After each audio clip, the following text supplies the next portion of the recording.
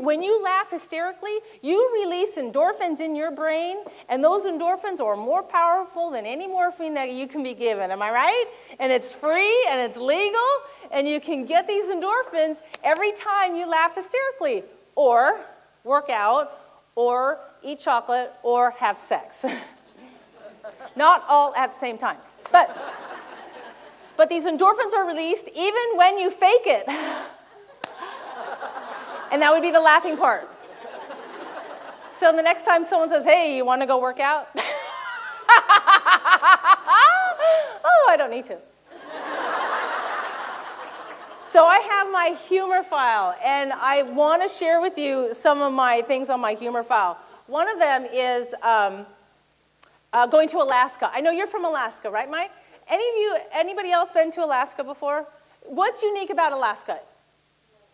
It's huge, and it's beautiful, but there's a lot of what? Snow, trees, and water. There's a lot of men up in Alaska. There are so many men up in Alaska. I met a woman there in Fairbanks. She said, there's so many men up here that the odds are really good. But I got to tell you, I've lived here all my life, and the goods are really odd. So I walk into my audience, and they're all men in my audience. So I'm like, oh my gosh, the odds are good, the goods are odd. The odds are good, the goods are odd. And I opened my session by saying, well, good morning, gentlemen. And the button on my blouse popped off. Now, that's funny. Out of all the places for me to expose myself, I do it in front of this group who hasn't seen this in a while. And the other one is the 9 miners in Pennsylvania. Do we have any Pennsylvania folks here? Do you remember the 9 miners that were stuck in the Coal Creek mine? And they were down there without any food and supplies, and the water was rising. And these 9 miners, boy, oh boy, they bonded very quickly. And they kept going to higher ground and higher ground. And at one point, there was some dissension among the team of 9. Can any of you relate with dissension among your team? So there was some dissension because some of the guys decided, you know what? They're not going to rescue us. We're going to die. We've already written our letters to our loved ones and our families. Why don't we just all tie ourselves together and just go under the water together so that they can find us? And the other guys were like, no way, man. We are going to be rescued. We have to keep the faith. We're going to be rescued. They're going to come get us. So luckily, the positive guys, their voice was louder, and they decided once again to go to higher ground. And one of them said, as they were going to the higher ground, hey, any of you guys want to have sex before we die? It's like, oh my gosh.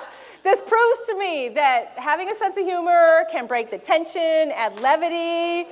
It also proves to me men will have sex anywhere, at any time, with anybody.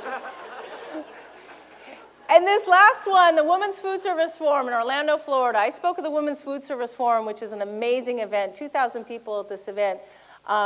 It's for women in food service, in all areas of food service. And I remember it was in Orlando, and you know when you go out from the airport, there's a huge line for the cabs to take you to the resorts. I don't like waiting in line, so I got out of my comfort zone, went to the front of the line, and started asking if anybody was going to the same resort I was going to. And this guy said, yeah, share a cab with me. So we got in the cab, we're going to the resort, and he said, so what brings you to Orlando? And I said, oh, well, I'm so excited. I'm going to be speaking at this really big women's conference.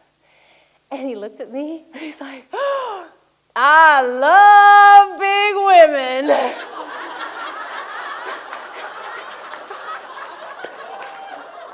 It's like, no, you don't understand. Going to a really large women's conference, and he's like, I love them large, baby.